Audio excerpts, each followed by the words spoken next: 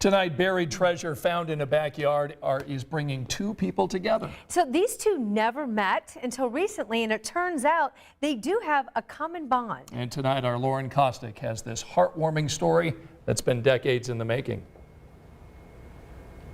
Until last week, all the doors but this one got replaced. That was a furnace door. Susie Elliott and Bob Barthel were strangers. You kept that one? And that probably had 1,000,000 coats of paint on it. But there is one thing they have in common. So this is the front of the house when we moved in. Well, later, this is from '67. So my parents moved in there in '55, the year I was born.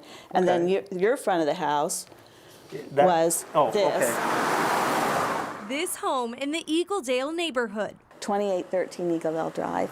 The address where Susie grew up and Bob raised his family. When you meet people and you have shared memories, it's just fun. And now, memories are not the only thing they share. And I realized that it was a trinket, and but I just couldn't bring myself to throw it away. The trinket is this, an old metal bracelet he found while digging in his garden back in 2016.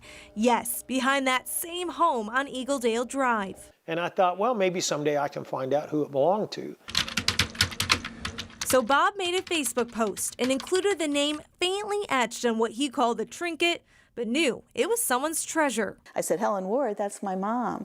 And then when I talked to my aunt, she told me that probably my dad had given it to my mom for her 16th birthday. Making the bracelet 77 years old. So that's incredible.